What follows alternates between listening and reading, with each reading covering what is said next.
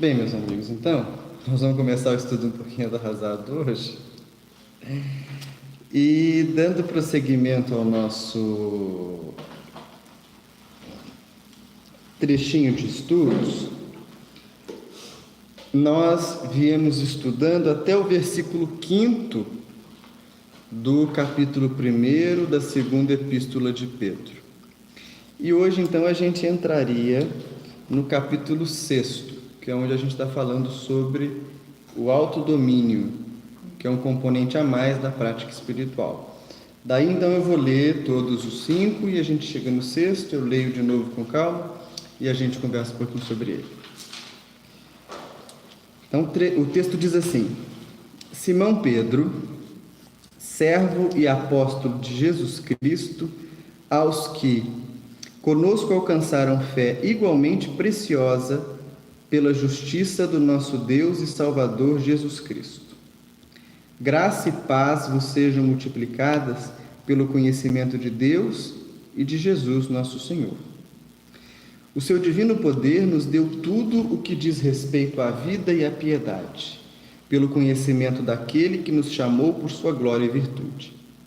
Desse modo, eles nos têm dado grandíssimas e preciosas promessas, para que por elas vos torneis participantes da natureza divina, havendo fugido da corrupção que há no mundo por causa da cobiça. Por isso mesmo, vós, empregando toda a diligência, acrescentai à vossa fé a bondade, à bondade o conhecimento, ao conhecimento o domínio próprio, ao domínio próprio a perseverança a piedade. Então vocês vê esse. E aí hoje a gente vai ficar só nesse trechinho aqui, ó.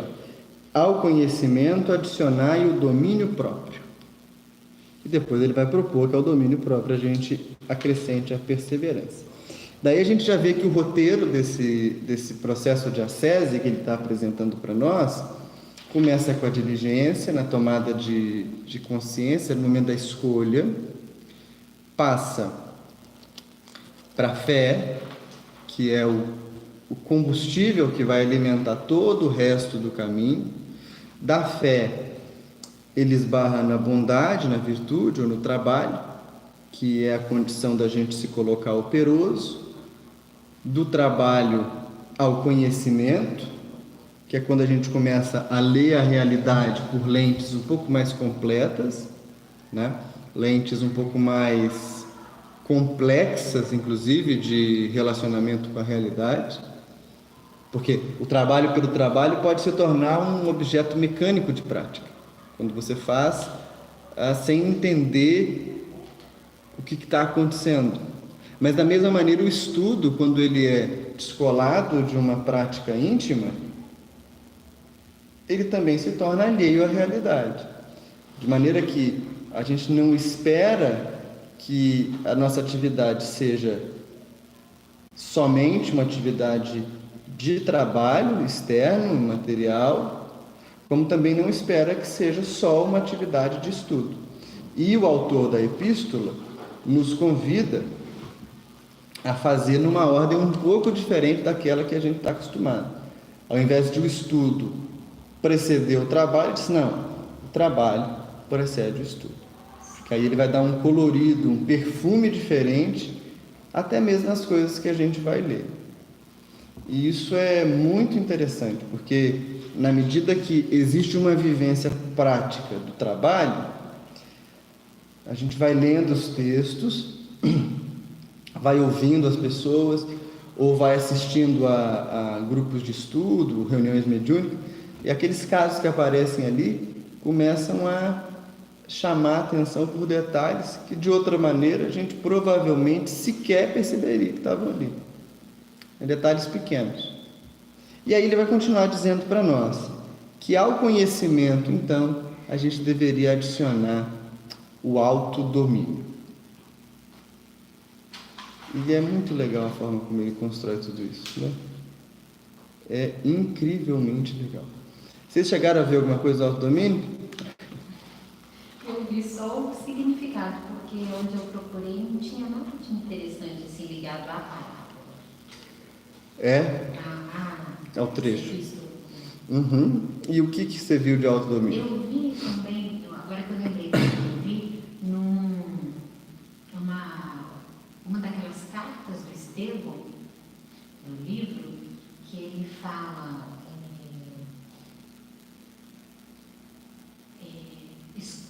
escuta de prontidão, demora a responder e se irá com mais tempo ainda, mais ou menos isso. Foi também o trecho que eu encontrei que eu achei que era ligado ao autodomínio. E o Estevão, no livro Cartas do Evangelho, vai discorrer sobre isso. Eu achei que era bem ligado ao autodomínio.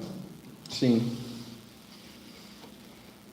Mais alguma coisa, Denise? Pede um trechinho? Sobre o autodomínio? Viram alguma coisa? Na verdade, a gente pode associar autodomínio com disciplina. O que se tornaria um problema nessa associação é que normalmente nós costumamos a entender disciplina como algo ligado ao mundo material. Por exemplo, a disciplina de acordar no horário, disciplina de arrumar as coisas, disciplina de manter a ordem, disciplina de pagar as contas em dia.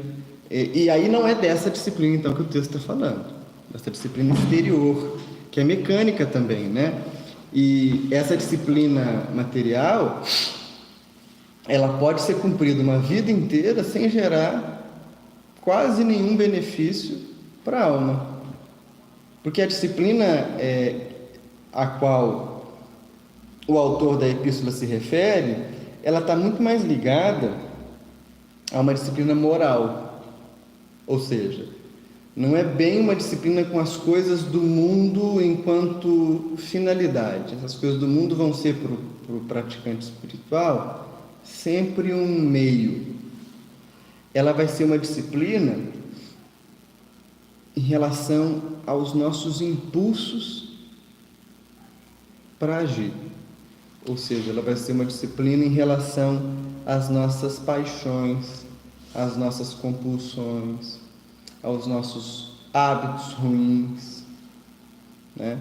Então, assim, de uma certa maneira, ela vai lidar com o mundo das coisas, né? Com o mundo externo, não tem jeito. A gente sempre se disciplina para se relacionar com o mundo, mas não é com essa finalidade que o autor está falando, porque daí o autodomínio, ele é como se fosse uma espécie de coroamento do conhecimento.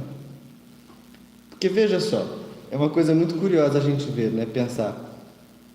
Quando a gente encontra, isso acontece algumas vezes, né? Já foi mais do que hoje, mas a gente ainda encontra um pneumologista que fuma, né? Ou um médico que trata de câncer que fuma. E aí, bem, não era para esse conhecimento se transformar em algo diferente, porque ele sabe que o cigarro vai fazer mal para ele. O pneumologista lida todo dia com um montão de gente que está passando problemas porque muitas delas fumaram ou fumam. Então, não tem um complemento desse circuito do conhecimento. O circuito não fecha. Aí está um problema. O conhecimento não é suficiente para frear o impulso, ou a compulsão, ou o vício. E aí, se a gente transfere isso para as questões morais, a gente vai ter uma noção bem mais próxima do significado de autodomínio na prática espiritual. Que é você perceber que existe um comportamento, esse comportamento ele pode não necessariamente, ele não precisa acontecer, né? Ele está aqui na cabeça. Antes da gente cometer uma coisa equivocada, a gente às vezes matuta dias nela, ela fica rodando a cabeça da gente, sobretudo quando são aqueles problemas assim mais viscerais, né? Problemas de vingança, ou de mágoa, que a gente vai arrastando aquilo muito tempo, a nossa cabeça ela roda em cima desse disco tempos. Então daí assim, existe um impulso que está aqui, ó, que está o tempo todo na minha cabeça.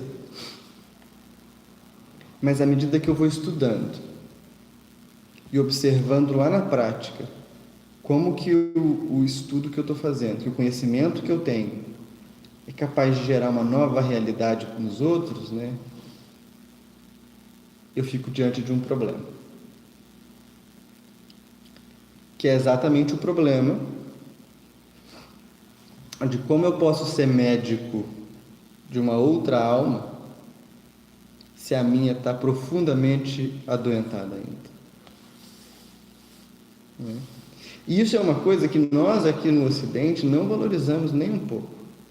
Eu estava pensando, chegando aqui, eu estava programando a gravação, e aí eu me lembrei de um dia, que eu fui numa cidade qualquer, dessa, não me lembro o nome agora, a gente vai em muita cidade. Aí uma moça veio falar comigo assim, eu fui fazer palestra semana passada na Casa Espírita, e eu peguei uma palestra sua do YouTube, e fiz igualzinho. Tem problema? Não, eu disse não. Na época eu falei, não tem problema nenhum e tal. Mas hoje, vindo para cá pensando, né, e montando ali, e também refletindo um pouco sobre o estudo, não tem como a gente fazer um estudo igual a outra pessoa. Porque sempre o componente do estudo vai estar mais ligado à própria vivência daquele indivíduo. Claro que tem uma parte que é de conhecimento, mas essa parte que é de conhecimento, você repara, geralmente são os ídolos passageiros. Surge alguém que fala muito bem, ou então que domina muito bem umas reentrânciazinhas lá do livro, então sabe citar um pé de página que ninguém mais sabe, ou então aparenta ter uma intelectualidade assim tremenda, e a pessoa fala, ela dura alguns meses chamando a atenção, depois a gente vai ouvir e fala assim, ai meu Deus, me parece que não, né? E a gente vê isso em todos os âmbitos da vida, né? E em todas as religiões também.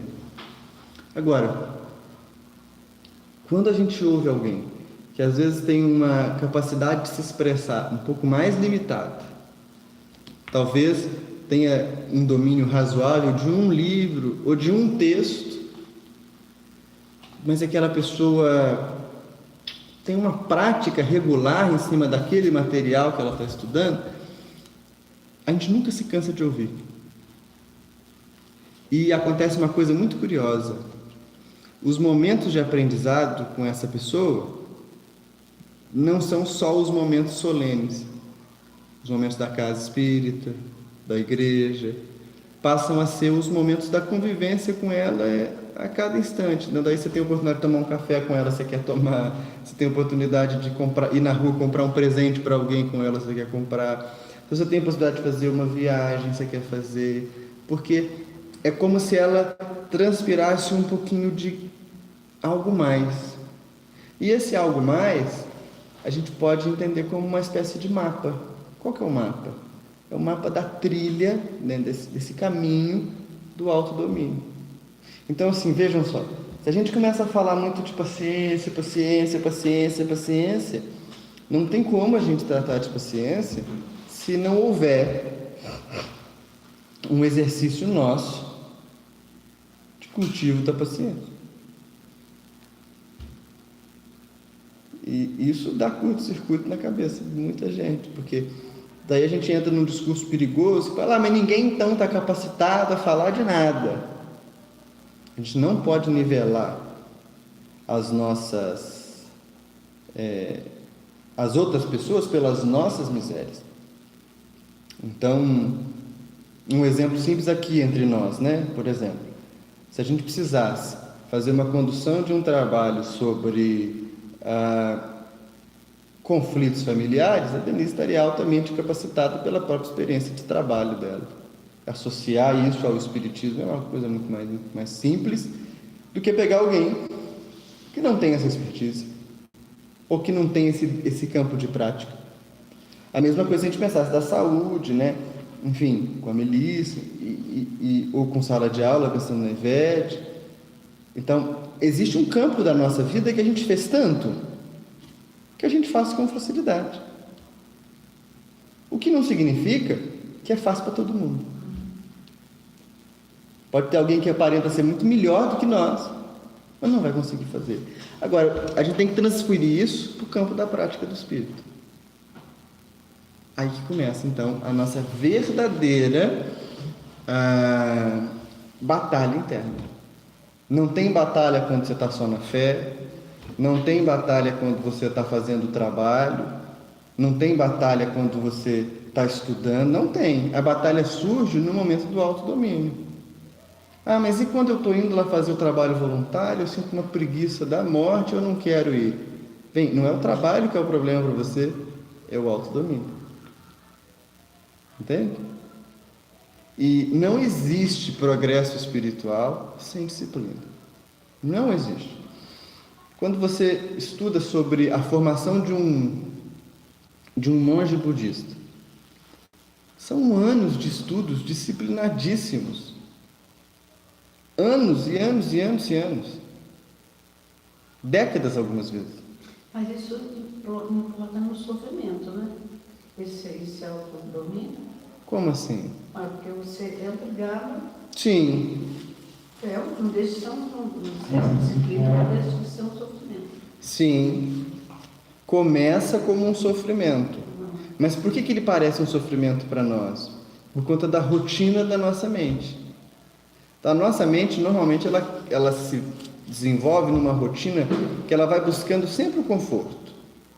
É como a água. Você põe a água num recipiente redondo, ela toma forma redonda, você põe num quadrado, ela toma forma quadrada. Tal.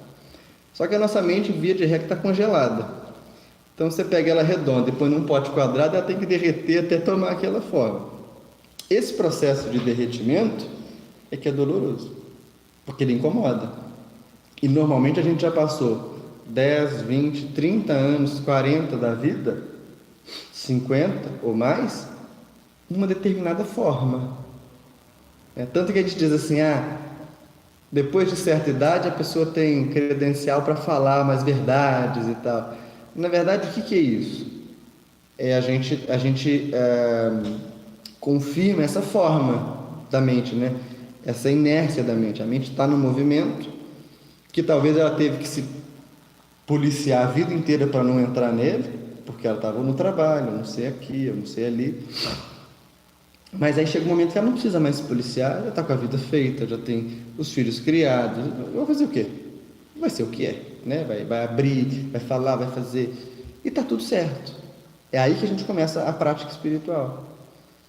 Só que incomoda.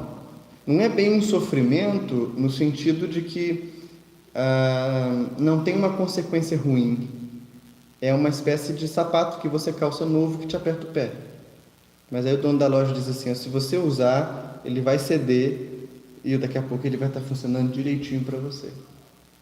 Então a disciplina é um pouco assim. E aí, nós aqui desse lado do mundo, acreditamos que toda a nossa relação com Deus é uma relação mediada pela graça, pela caridade que vem de Deus. Então, não importa muito as coisas dessa vida. Tanto que a gente tem a ideia de que você pode, no momento derradeiro da sua vida, se arrepender. Em algumas religiões vão dizer que nesse arrependimento você encontra uma salvação, uma redenção, né? A gente tem uma ideia meio mágica do contato com Deus, o que é bem estranho, porque na história do cristianismo, os grandes espíritos que vieram aqui como santos, ou como pregadores, enfim, todos eles eram incrivelmente disciplinados. A disciplina é uma marca de elevação espiritual. É claro que não é aquela disciplina cega ou áspera com as outras pessoas. Tem gente que faz dieta e põe a casa inteira para fazer dieta. Isso não é disciplina. A disciplina é você não comer e permitir que outro coma perto de você. É você entender que aquilo é um problema para você, não é um problema para o outro. Quando você vai e impõe, algumas pessoas espíritas fazem muito isso dentro de casa, ou com os filhos, ou com o marido, e impõem de maneira muito rude. E diz isso é disciplina. Não é bem. A disciplina, ela passa por um processo de entendimento do que está acontecendo. Se você impõe sem compreender, não há aprendizado, há só uma imposição. E aí, no momento que você parar de ter aquela imposição, parou de ter o comportamento, né? Daí nós temos que pensar o seguinte: o destino final da prática da disciplina é a disciplina da mente, é o autodomínio da mente. E eu, assim, não tenho nenhuma dificuldade de, assim, nenhum de nós aqui tem controle sobre os próprios pensamentos, do jeito que gostaria. Às vezes a gente está andando na rua, um pouquinho antes de dormir, entra na cabeça da gente aquelas ideias estranhas, entra na cabeça da gente memórias, um sonho que a gente teve tanto tempo atrás, uma cena que a gente viu na televisão. A gente não tem controle. O objetivo da disciplina lá na frente é que a gente tenha um autodomínio tamanho da nossa mente, que a gente consiga facilmente mobilizar o pensamento e colocar ele naquilo que é bom, naquilo que é útil, naquilo que é produtivo, sem sofrer essas ondas. Nosso barquinho é pequititinho no mar, e aí vem aquela quantidade de onda que joga a gente de um lado para o outro. Só que a gente não chega primeiro na disciplina da mente. E o autodomínio assim, então, ele vai ser um autodomínio que começa de fora para dentro, mas ele precisa fazer o movimento de entrar. Senão não tem conhecimento que valha. E o autor é muito sábio, porque ele vai dizer que o próximo é perseverança. Se ele está dizendo que o próximo é perseverança, é que no momento que você botar a disciplina para dentro, você vai ter vontade de sair correndo, largar tudo e correr para viver uma vida mundana. Eu estou há 3 dias fazendo dieta. Tem dia que nesses dias eu cheguei em casa à noite, um deles com vontade de comer o armário da cozinha, de tanta fome, né? Eu precisava? Não precisava, mas então dá vontade de não perseverar. Vai ver como é que ele é sábio, né? Você põe a disciplina, o autodomínio, e daí você vai para a perseverança. Ela começa de fora. Então, assim, se a gente deseja ter progresso na prática espiritual, é muito importante que a gente tenha algumas pequenas disciplinas externas diárias. Por exemplo, você tem um momento no dia para conversar com Deus, para fazer suas preces, para meditar, não é bem algo que se torna voluntário, né? Assim, é voluntário, mas não é essa palavra. Não é algo solto, deve se tornar uma rotina.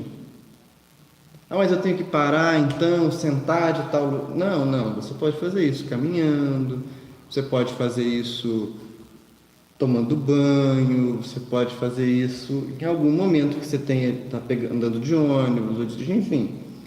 No momento que você consiga dar um espaço na sua mente para que você converse com Deus. Porque se o alvo da nossa caminhada é Ele, e se a nossa relação não é uma relação de troca, né? Eu vou rezar hoje porque eu estou passando um aperto danado, mas amanhã eu não vou rezar não, porque amanhã eu não estou passando aperto. Não funciona. Então, a disciplina de você ter horário para fazer, ter um horário para fazer as suas preces é fundamental.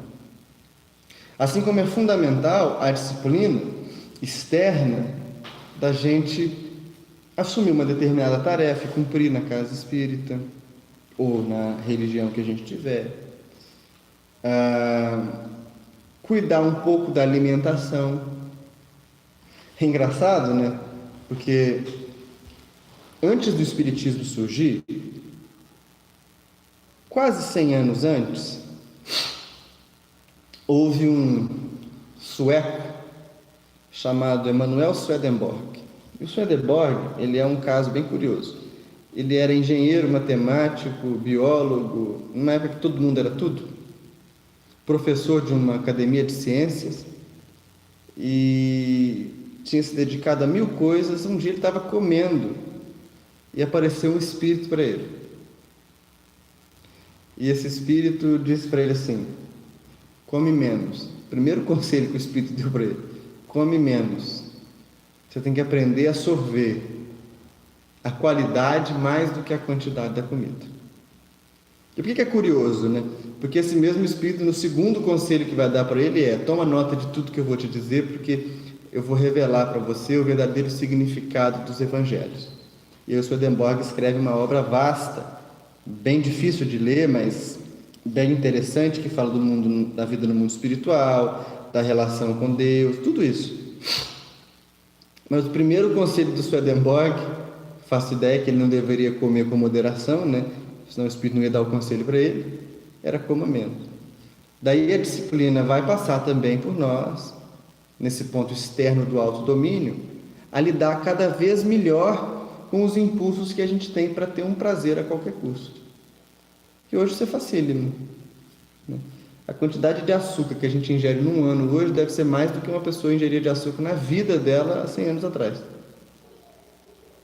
Se você pensar nos produtos industrializados que a gente come, se pensar no tantão de coisa que a gente ingere sem necessidade, daí a disciplina começa com esses pequenos ajustes, que são ajustes que vão fazer o quê? O autodomínio começa a mostrar para a nossa própria mente que a nossa identidade e a nossa felicidade não estão dependentes desses objetos externos. Então, tudo que for externo a gente pode mobilizar um pouquinho, inclusive para fazer esse teste de desidentidade, que é o autodomínio. É como se o nosso corpo e essa nossa... Ninguém vai ficar controlando a sua alimentação, tá? Você pode fazer. Ninguém vai controlar suas doações, você pode fazer.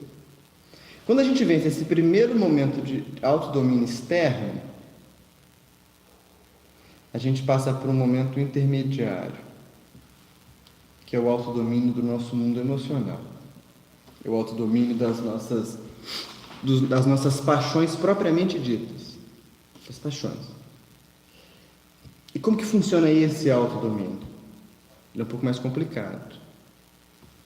Bem, se eu tenho que ter uma disciplina externa para ir, por exemplo, à casa espírita, estudar, quando a gente olha para essa disciplina intermediária, ela se torna um compromisso de praticar o que eu estou estudando. Esse é o autodomínio das emoções. E aí é muito interessante porque eu nunca vi em lugar algum alguém falar sobre uma prática regular e sistemática de determinadas virtudes, na verdade de todas elas. A gente diz assim: nós precisamos perdoar os nossos adversários. É legítimo. Agora, como que você sai de uma postura de raiva intensa, rancor profundo, um pensamento de vingança tenebroso, para um perdão? Um processo. E aí o processo a gente quase não vê. Não é? O processo a gente não vê. E esse processo que é o autodomínio no campo de qualquer virtude que a gente queira conquistar. Então, daí, muito mais valioso para nós do que a gente ter, ao longo de um ano, a leitura de 30 obras espíritas, é que a gente possa ter a leitura de 1, 2, 3, mas que a gente possa, pegando aquela referência como base, aos pouquinhos assimilar na rotina da nossa convivência aqueles valores que os espíritos estão apresentando para nós nas obras, ou que os autores encarnados estão apresentando para nós nas obras. De modo que, quando eu falo de perdão, eu comecei a pensar, bem, existe desde o perdão pequeno de alguém que comeu o meu pedaço de bolo, até um perdão incrivelmente gigante, que é da mãe que perdoa o assassino que matou a própria filha. Entre um e outro existe um infinito de variáveis do perdão. Eu conseguiria perdoar se alguém assassinasse a pessoa que eu mais amo? Não sei. Mas eu consigo perdoar se alguém entrar na minha frente na hora de pegar uma vaga no trânsito e não xingar aquela pessoa, fazer um gesto de longa vida pelo vidro. Consigo. Eu consigo não discutir com a moça que me liga 10 vezes ao dia para me vender um plano ou um cartão de crédito de banco que eu nunca pedi, que está liberado para mim? Consigo. Eu consigo, às vezes, na convivência com o filho, com a esposa, com o marido, perceber que no momento de fragilidade, aquela alfinetada que ele me deu, o que ela me deu, é muito mais fruto da fragilidade, do cansaço, do que da intenção? Consigo. E são esses pequenos exercícios, assim como aqueles pequenos de você comer um pouco do que você não gosta, que vão começar a mostrar para a nossa mente, vão começar a mostrar para o nosso coração que é possível ser feliz perdoando as pessoas. Olha que loucura! Que é possível gravitar desde o menor até o maior grau da capacidade de perdoar. Imagina fazer isso então com tolerância, com desprendimento. Imagina fazer isso com todas as virtudes que a gente está estudando aqui.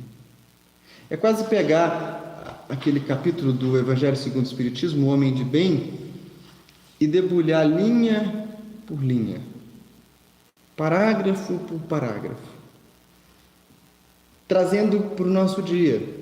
Daí você amanhece e diz assim: hoje é o dia em que eu vou me dedicar exaustivamente a tentar reconhecer todas as pessoas como filhos de Deus. E daí você sai de casa com aquilo na mente, com o menor grau de distração possível.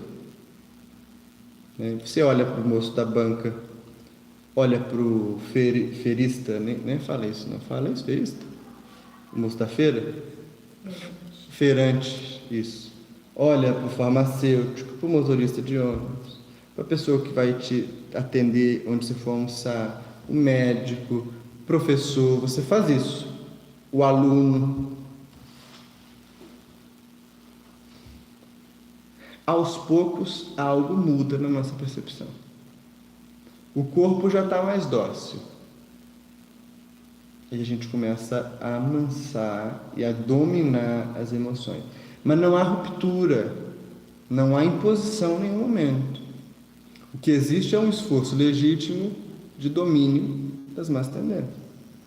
Então, assim, a gente gosta muito de novidade, a gente lê as questões espirituais, e quando eu digo a gente, não necessariamente nós que estamos aqui, mas enquanto indivíduos humanos, a gente lê os assuntos espirituais muitas vezes como se eles fossem uma novela, ou como se fossem um informativo, que você lê rapidinho só para saber o que está acontecendo aqui, ali e tal.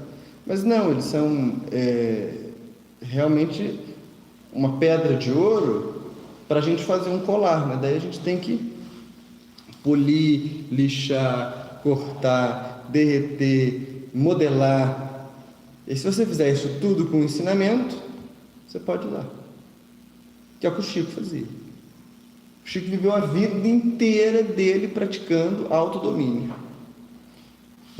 É muito irracional a gente pensar que ele acordava de manhã e dizia: ai, que delícia, vou atender hoje 5.000 pessoas. Não dava. Ele sentia também as angústias no começo. Vocês imaginem só, ele estava acostumado com uma casinha muito pequena, poucas pessoas, e daí a pouco aquele grupo está cheio de gente, pessoas vêm do mundo inteiro para falar com ele. Ele não podia sequer dizer assim: olha, eu vou dormir mais cedo porque eu estou um pouco cansado. Mas a pessoa veio do Acre, Chico, até Uberaba para te ver. Ele não tinha direito, ele dormia 3, 4 horas por noite. Como que ele fazia isso? Primeiro, porque ele disciplinou profundamente o corpo. Segundo, porque ele disciplinou profundamente as emoções. Mas isso não aconteceu do dia para a noite. Isso começou quando ele tinha 17, talvez até menos, e foi até os 92. Mas ele tinha um terceiro nível de autodomínio, que talvez seja o autodomínio mais difícil e mais raro, que é o autodomínio da mente, né? Que vai estar muito ligado aqui no nosso texto à piedade.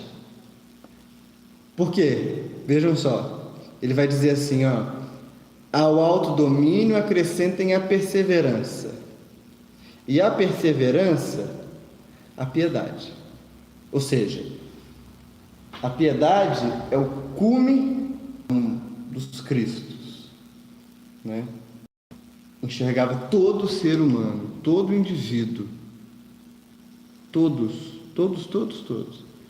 como exatamente igual.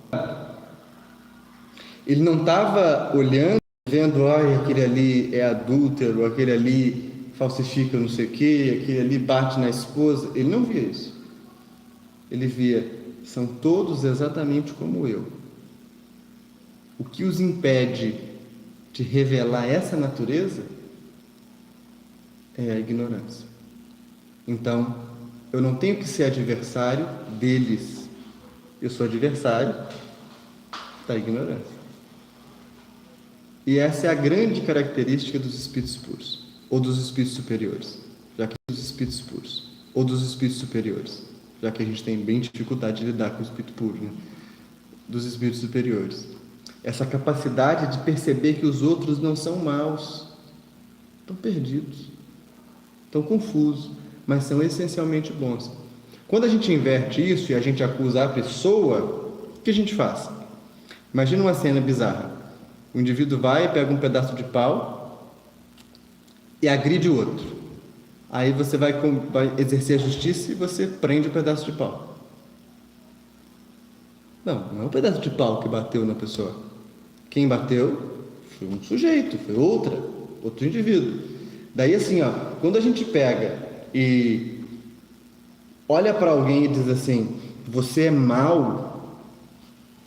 Não, a pessoa está movida por emoções que ela sequer conhece.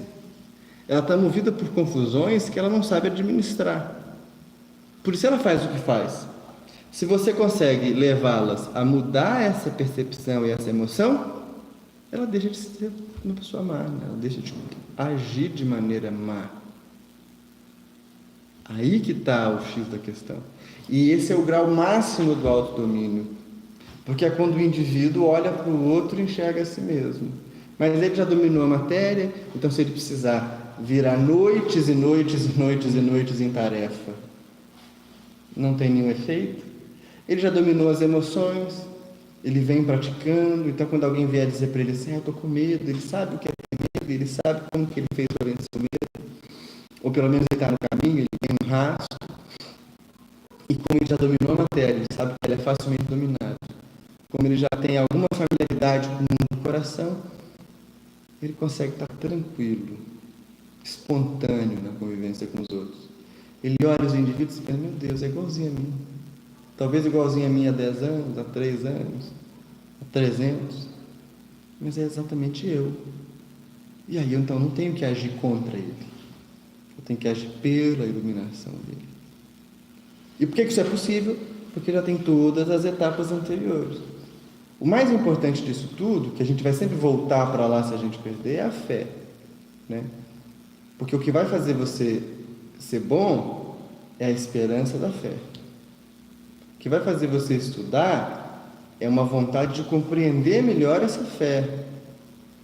O que vai fazer você se dominar é a certeza de que essa fé pode ser útil para que você se transforme e transforme os outros. Então você vai fazendo sempre esse caminho, que é o grande convite dos evangelhos, em especial desse trechinho que a gente está estudando. É ao autoconhecimento, o quê? Autodomínio. Não. Perseverança. Ao conhecimento. Autodomínio. Autodomínio. Tá. Ao conhecimento, autodomínio. Eu entendo um pouco assim, puxando um pouco do que você está falando para a minha vivência. Que esses itens, eu compreendo eles como se eles fossem assim, recursivos. Tá? Uhum. Então, por exemplo, ao conhecimento, autodomínio. Então, pensando na minha prática como pessoa, muitas coisas eu vejo que eu alcancei um certo grau de autodomínio, tá? Exatamente porque eu tive um X de conhecimento daquilo. Tá? Agora, outras coisas, inclusive aqui na prática, no exercício da mediunidade, eu não consigo exercer o autodomínio porque eu não sei. Então, quando eu falo recursivo, eu falo que é muito assim, para mim, tá? Porque eu vejo que eu funciono assim. Por exemplo, assim, se eu entender, aí eu vejo o caminho para fazer. Mas é exatamente que isso. É o autodomínio. Acho que todo mundo.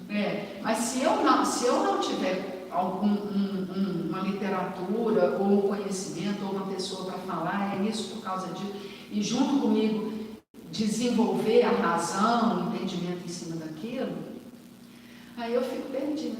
Mas é exatamente isso. Eu acho que quando uma luz se abre, quando você tem aquele insight, aquela coisa, é isso. Você nunca mais consegue ver de outro jeito. É isso mesmo. Mas você vê como é que esse texto deve ter sido escrito há uns 1800, 1900 anos, como que ele é atual, né? Porque, olha, é do conhecimento mesmo que vem o autodomínio. Só que ele vai ter níveis, é o que você me falou, a gente atinge níveis de autodomínio. Em alguma coisa, igual você falou, às vezes na esfera física, em alguma coisa você consegue uma determinada emoção, né? Uma determinada relação, que você já trabalhou nela, né? Pensou nela com mais intensidade, com mais clareza, né? Mas outras coisas, então assim, isso volta, né? Depois você precisa ter mais conhecimento sobre um outro aspecto para poder ganhar instrumento para você ver aquilo lá. Em mediunidade, essa questão é muito boa, a gente diz que o bom médium é o que tem mais arquivo. E aí a gente pensa assim, o arquivo do médium é uma literatura bem específica de espiritismo.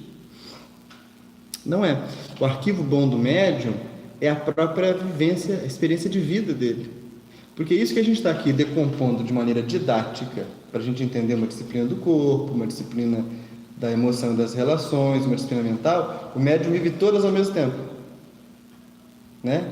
Ele tem que ter um autodomínio do corpo para ele não fazer uma besteira, ele tem que entender as emoções e separar um pouco do que é dele, do que não é do...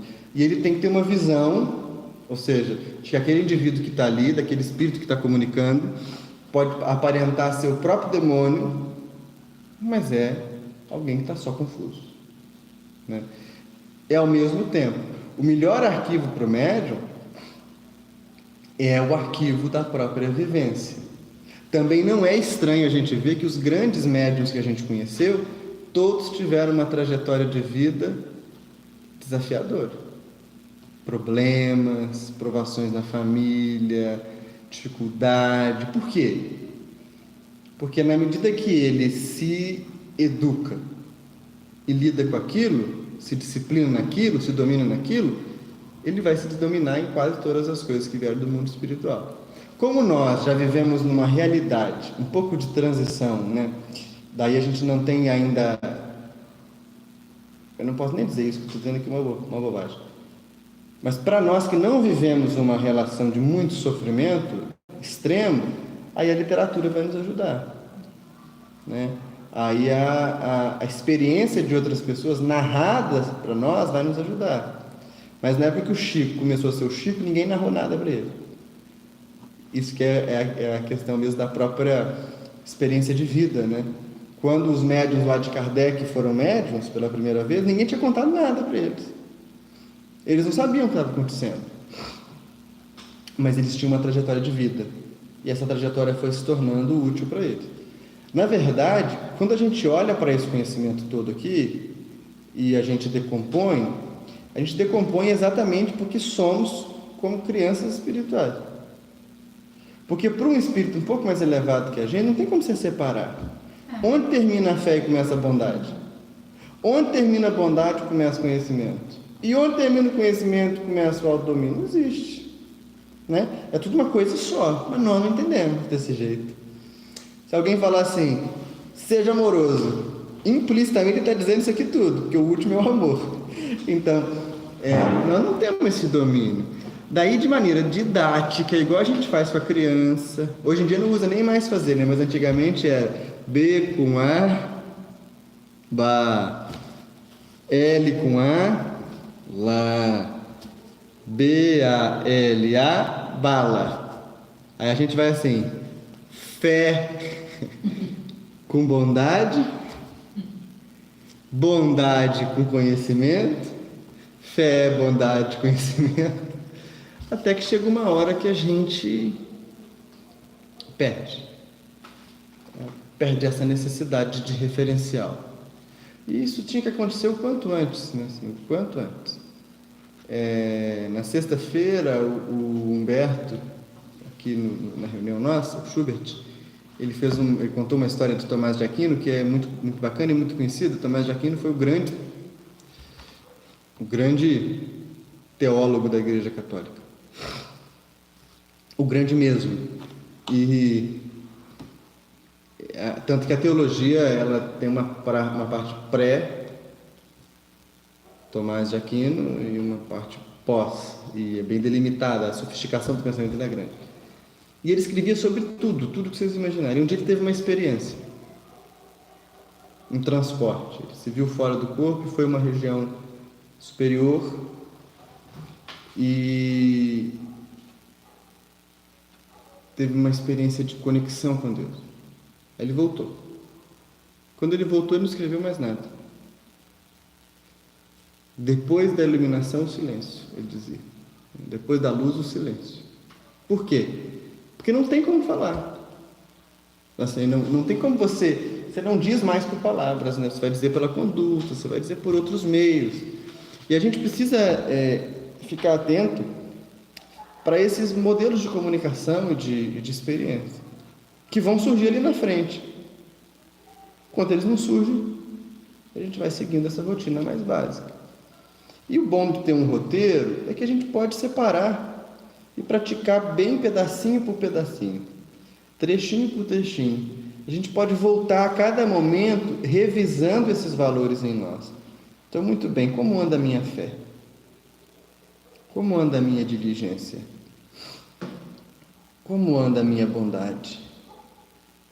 Como tem andado meu conhecimento?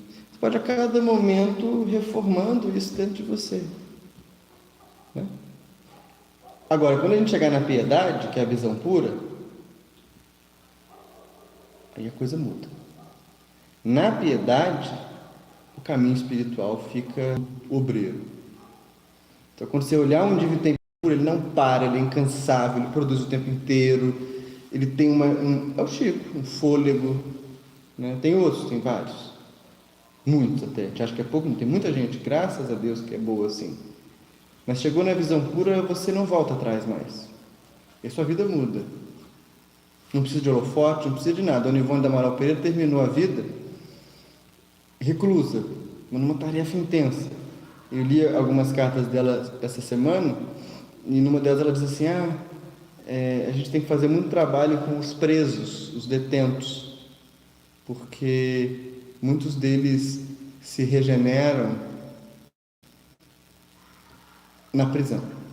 Eu, por exemplo, troco correspondência com vários deles, ela contando as correspondências que ela trocava com os presos. Então, a visão pura é a tarefa adulta, né? A gente assume o trabalho incansavelmente. E aí é curioso, porque a pessoa não precisa saber que tem a visão pura, né? Ela só consegue enxergar lá dentro, no fundo de tudo, uma certeza que ela não sabe muito bem explicar, mas uma propensão a enxergar todo mundo para o bem, a dar sempre uma chance, a perceber o erro, mas não focar no erro. Essa é a alma que vai ser levada. Tudo bem? Nesse quesito, eu tinha separado 2 trechos para a gente conversar hoje, assim, de livros, mas que eu nem usei, né? Eu deixo aqui a indicação. Uma é a questão 909 do Livro dos Espíritos. Kardec pergunta se nós podemos superar as nossas paixões. A pergunta é assim: Poderia sempre o homem, pelos seus esforços, vencer suas más inclinações? Vê lá. E a outra é que o que vai fazer com que a engrenagem do autodomínio funcione é a vontade, né? É uma vontade firme. O benfeitor Emmanuel, no livro Pensamento e Vida, tem uma página chamada Vontade. E ele compara a vontade como a gerente da empresa. Bem interessante. Tem todos os sentimentos, todos têm o seu espaço, todo tempo. Mas quem manda é a vontade. Então dá para a gente imaginar que se a vontade for tirana, ninguém gosta de trabalhar com carrasco, né? Agora, a vontade pode ser inclusiva, pode ser amorosa, pode ser uma vontade que é firme, mas que reconhece os limites de cada um de nós. Então, vale a pena ler. Se não me engano, é o capítulo 2 ou 3. Vai ser o 2. Primeiro é a casa mental, depois é a vontade. Tá? Aí vale a pena dar uma olhadinha. Tudo bem? Então vamos encerrar. É no X. Aí vai aparecer OK.